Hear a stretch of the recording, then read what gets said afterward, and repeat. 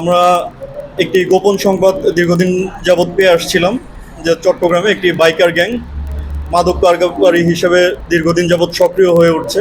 আমরা উক্ত তথ্যের ভিত্তিতেই এই বাইকার গ্যাংকে ধরার জন্য আমাদের গোয়েন্দা তৎপরতা শুরু করি।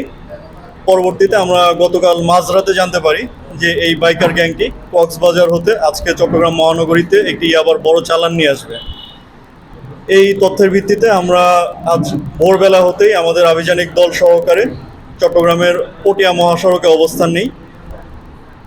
পরবর্তীতে আমরা চট্টগ্রাম পটিয়া সরকারি কলেজ জামে মসজিদ এর সামনে পাকা রাস্তায় চেকপোস্টটি স্থাপন করি এবং এই চেকপোস্টটি স্থাপন করে প্রাথমিকভাবে এই বাইকার গ্যাং চক্রটির একজন সদস্যকে আটক করতে সক্ষম হই।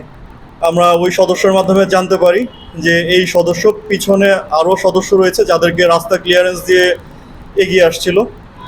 আমরা এই সদস্যের তথ্যের ভিত্তিতেই পিছনের অন্যান্য সদস্যদেরকেও পরবর্তীতে চেকপোস্টে স্থাপনের মাধ্যমে আটক করতে সক্ষম হই।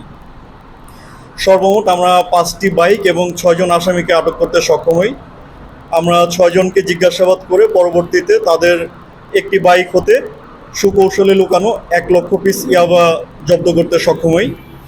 1 লক্ষ পিস ইয়াবার আনুমানিক বাজার মূল্য হচ্ছে বর্তমানে 3 কোটি টাকা।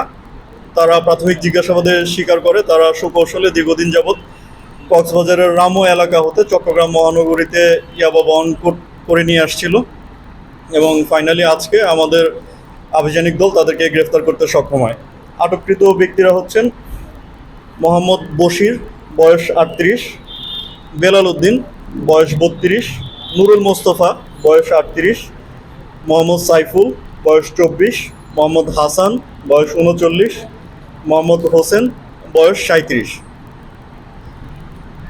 আটককৃত আসামি এবং জব্দকৃত মালামাল সব কিছু আমরা পরবর্তী আইনানুগ ব্যবস্থা গ্রহণের উদ্দেশ্যে পটিয়া থানায় হস্তান্তর করব।